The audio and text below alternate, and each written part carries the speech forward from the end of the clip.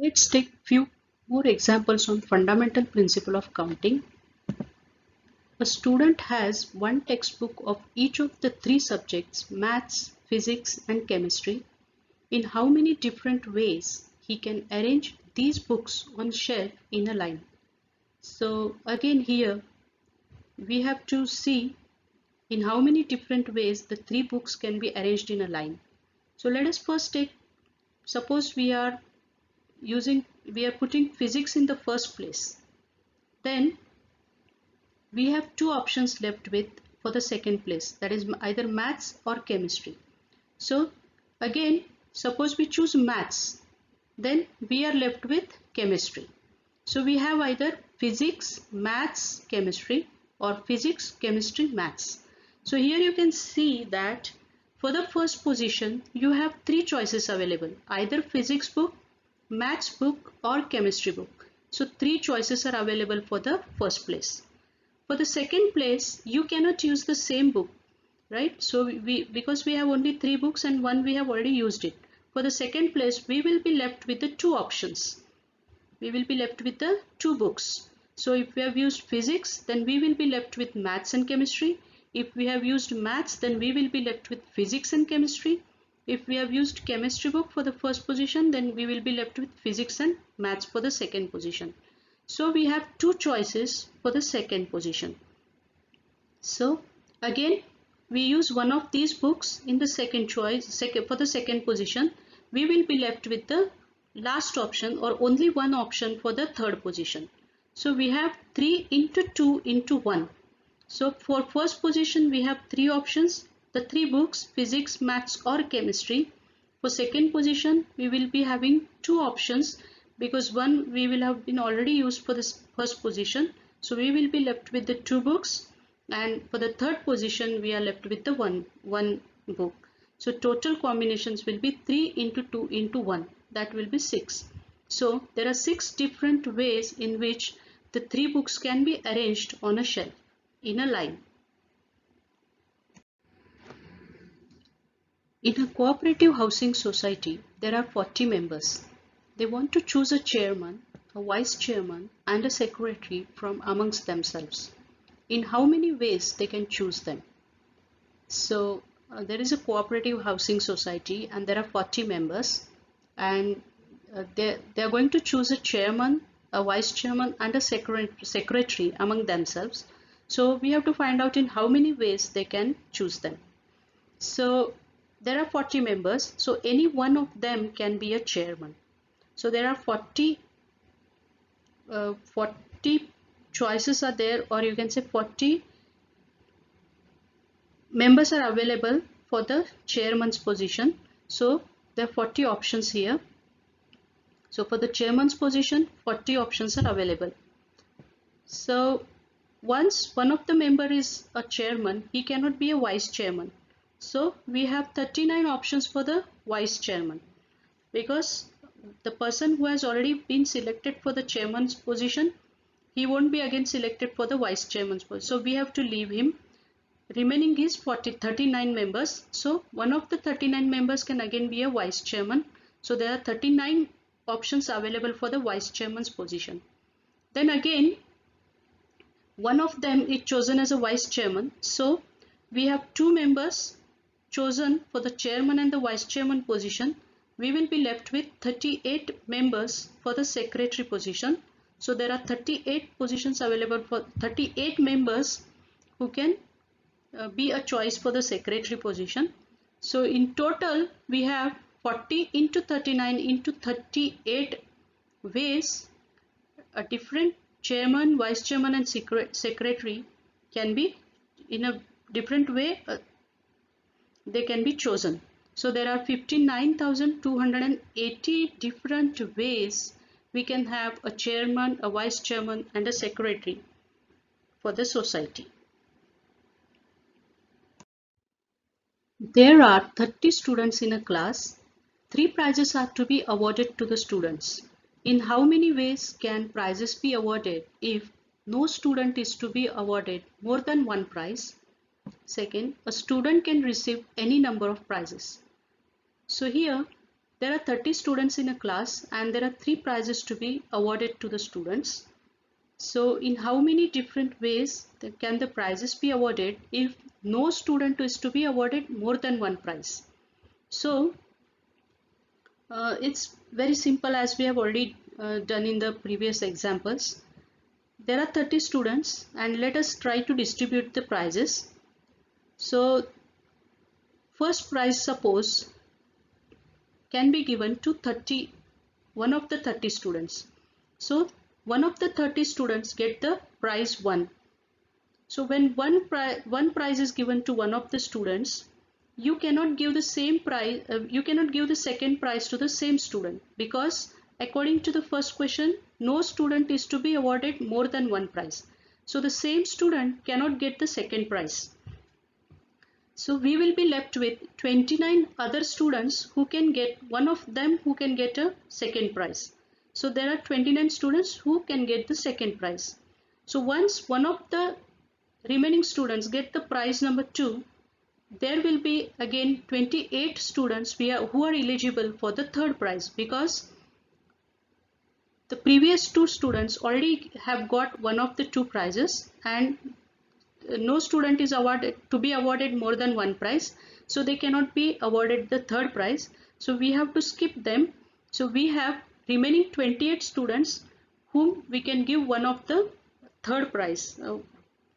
So the total number of ways that a student can receive only one prize is 30 into 29 into 28, which will be equal to 24,360. So this is how we can solve the first question. Now for the second question, a student can receive any number of prizes. So here there is no question that we cannot give more than one prize to the same student. So we can give any number of prizes to the same student. So let us take, for example, we are giving any 2 prizes to one student. So in that case, suppose prize 1 and 2 is to be given to any one of the student, then we have 30 students who can avail the first and the second prize. Then we are left with only third prize, and we have 29 students who can be given the third prize. So there will be 30 into 29 ways in which we can distribute prize 1, 2 and 3 to the students in this way. That is, any 2 prizes for one student. So that is 870 ways. Now again, suppose we distribute prize 1 and 3 to one student and prize 2 to the other students. So again we have 30 into 29, because prize 1 and 3 can be given to any one of the 30 students, and the remaining prize 2 can be given to one of the remaining 29 students. So we have 30 into 29 ways, which is equal to 870 ways. Again we can do it for this prize 2 or 3. So prize 2 and 3 can be given to one student and prize 1 can be given to the remaining 29 students. So again we have 30 into 29 is equal to 870. So we have the various ways here in which prizes can be distributed, because a student can receive any number of prizes. So here we have calculated, if one of the student receives 2 prizes, then what are the available possible ways. So we have 2610 possible ways in which one student can be given 2 prizes and another student can be given only 1 prize. So there are 2610 ways. Now we will see if all 30 prizes are to be given to, all 3 prizes are to be given to one student. If all 3 prizes are to be given to one student, then there are 30 students, so we can do it in 30 ways. We can do it in 30 ways. That is, giving all the 3 prizes to one student. And because there are 30 students, there are 30 ways to give all 3 prizes to one student. So we have total 30 ways. So the total number of ways that a student can receive any number of prizes is 24,360 plus 2,610 plus 30, because in first case we have calculated that a student can receive only one prize, the ways in which a student can receive only one prize. And in second case we have seen the ways in which one student can get two prizes and another student can get the third prize. So there are 2610 such ways. And in the third case we have seen that we can give all the three prizes to one student. So there are 30 ways in which this can be done. That is, all three prizes can be given to one student. So we have to add them all because these are all different ways in which the prizes can be awarded to the students. So that adds up to 27,000. So the total number of ways that a student can receive any number of prizes, either 1, 2 or 3, is 27,000. Let us take few examples of permutations using the permutation formula. So we have already seen the permutation formula. It is NPR is equal to n factorial divided by n minus r factorial, where n is the total number of elements or objects and r is the number of objects to be chosen.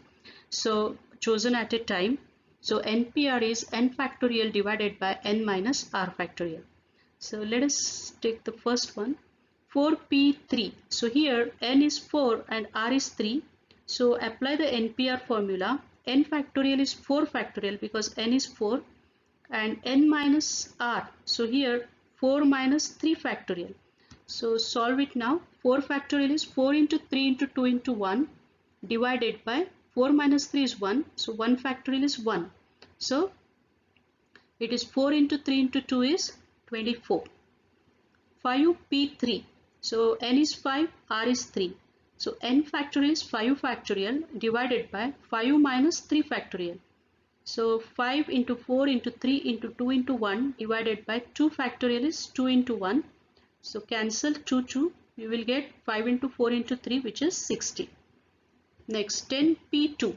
So here 10 factorial, n factorial is 10 factorial, n minus r, 10 minus 2 factorial, because n is 10, r is 2, so it is n minus r is 10 minus 2. Now 10 minus 2 will be 8 factorial. So what I will do is, I will not elaborate 10 factorial till 1, but I will elaborate till 8 factorial, so that I can cancel 8 factorial in the numerator and 8 factorial in the denominator. So this 10 factorial can be written as 10 into 9 into 8 factorial divided by 8 factorial. So I'll cancel 8 factorial, 8 factorial. I will be left with 10 into 9, which is equal to 90. Next 100p2. So here n is equal to 100 and r is equal to 2. So n factorial, 100 factorial divided by n minus r, 100 minus 2 factorial. So 100 minus 2 is going to be 98 factorial. So instead of elaborating it and cancelling the terms, I will elaborate 100 factorial till 98 factorial, so that I can cancel the 98 factorial in numerator and the denominator. So this 100 factorial can be written as 100 into 99 into 98 factorial divided by 100 minus 2 is 98 factorial. Now I will cancel these terms. So I am left with 100 into 99, which is equal to 9900. Next 15p4. So here n is equal to 15 and r is equal to 4. So n factorial is 15 factorial divided by 15 minus 4 factorial. So 15 minus 4 is going to be 11 factorial. So I will extend this term only till 11 factorial. So I will elaborate 15 factorial only till 11 factorial, so that I can cancel 11 factorial in numerator and denominator. So this is going to be 15 into 14 into 13 into 12 into 11 factorial divided by 11 factorial. So I will cancel them. I will be left with this, and this is going to be 32,760.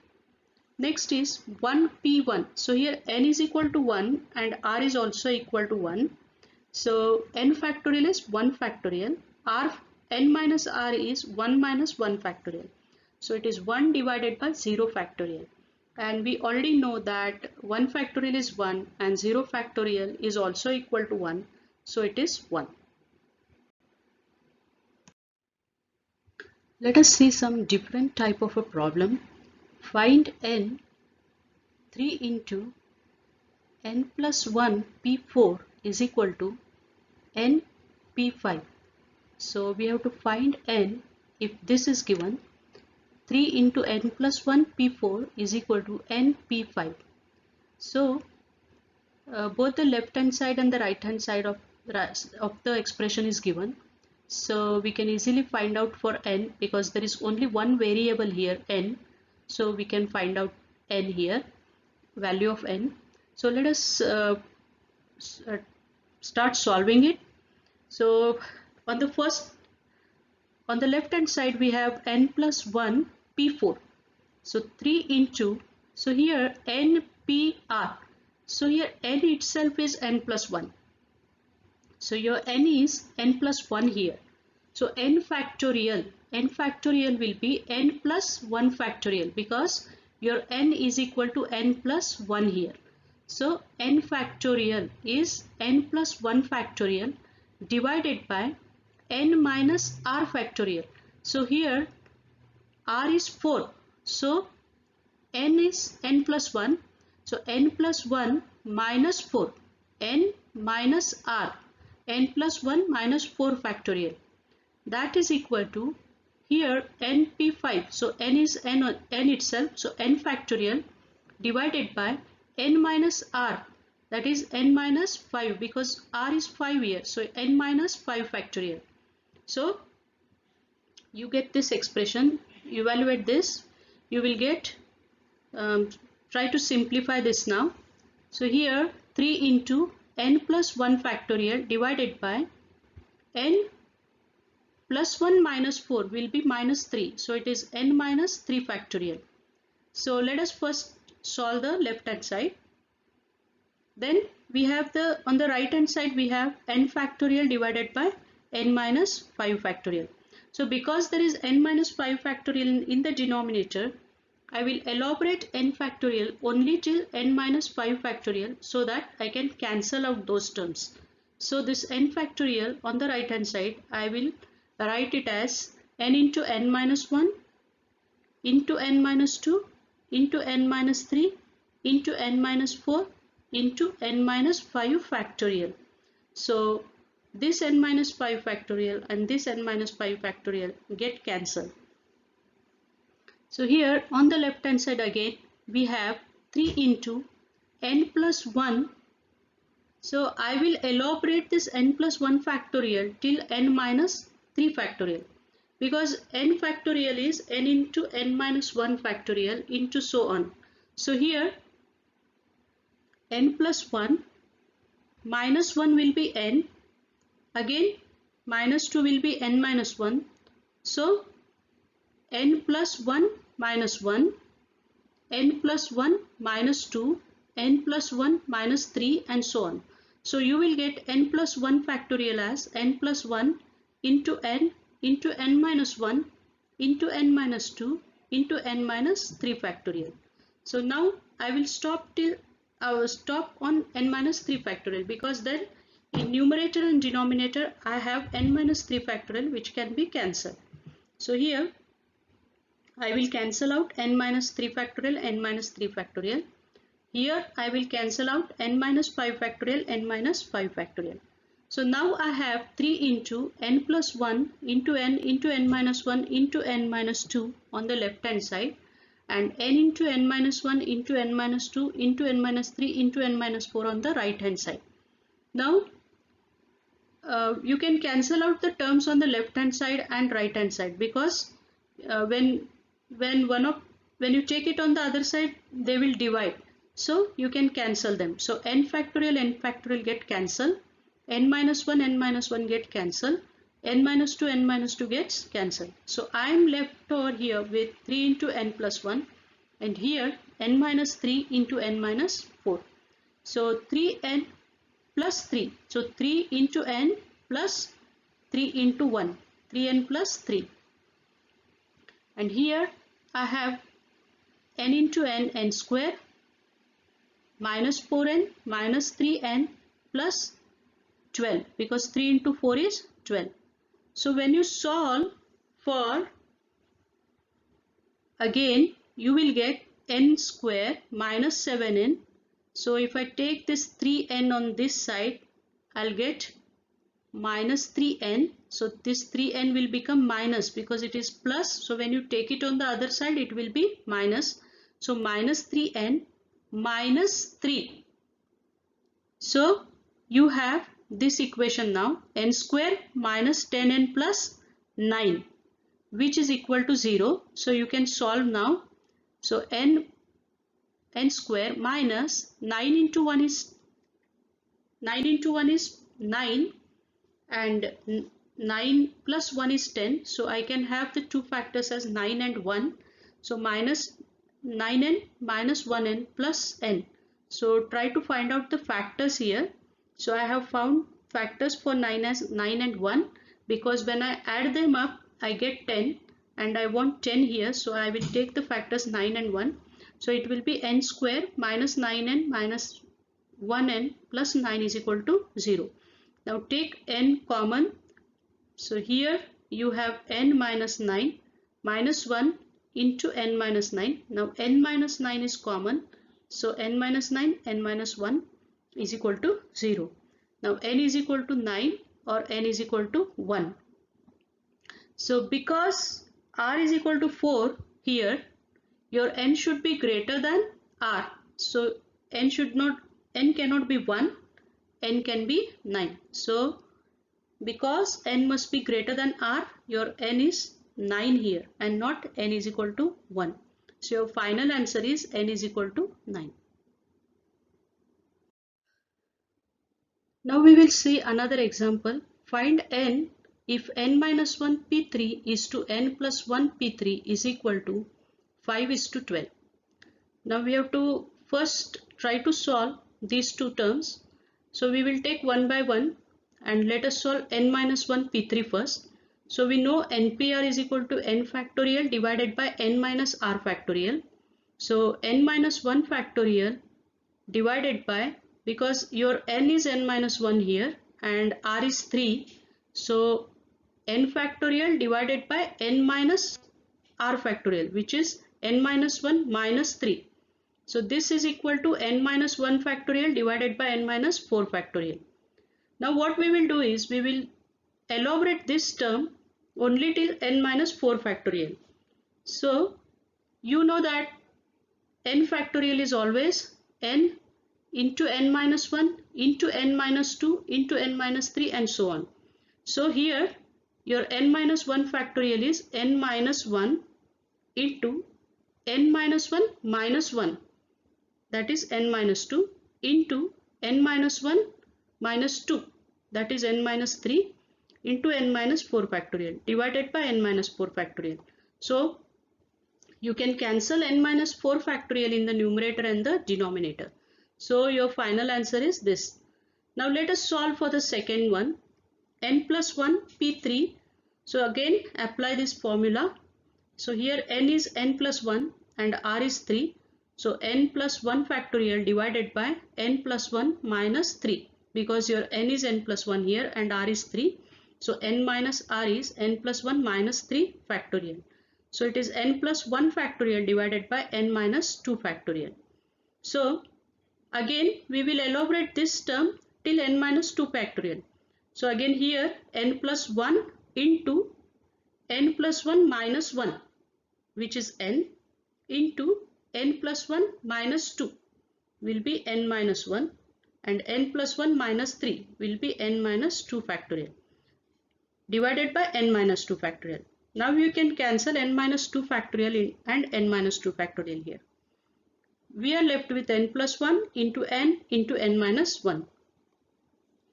Now this term n minus 1 p3 is to n plus 1 p3 is equal to 5 is to 12. So is to is nothing but your ratio. That is, this can be written as in the numerator and this can be written in the denominator. And this is equal to this ratio, that is 5 by 12.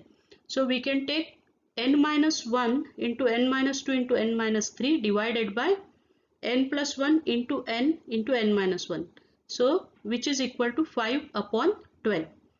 So you can cancel n minus 1 here. You are left with this. Now we will multiply this binomial into this binomial. N into n is n square minus 3n minus 2n plus 6, and that is equal to n square minus 5n plus 6 divided by n into n square plus n is equal to 5 by 12. So now you can cross multiply these two terms. So 12 into n square minus 5n plus 6 and 5 into n square plus n. So you will get 12n square minus 60n plus 72 equal to 5n square plus 5n. Now I will take these two terms on the left hand side. So when they come on the left hand side, they will change their sign. So it will be minus 5n square minus 5n. So 12n square minus 5n square will be 7n square. Minus 60n minus 5n will be minus 65n plus 72 is equal to 0. Now this is your quadratic equation, and we have to find out the factors for this quadratic equation now. So let us first multiply coefficient of a with the constant. So 72 into 7 is 504. Now get the factors for 504 in such a way that when you multiply those two factors, you should get 504, and when you add or subtract, you must get 65. So you can find out the factors. Starting from 2, you can divide the number till you get all the factors.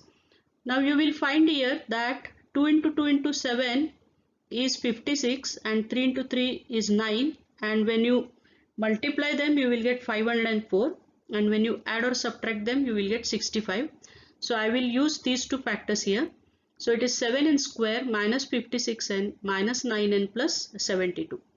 So for solving for this, you will get 7n minus 9 and into n minus 8 is equal to 0.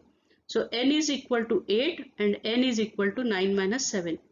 But n cannot be a fraction, and n should always be greater than equal to r. Must be either greater or equal to r. So n can be 8. So your n is equal to 8 here.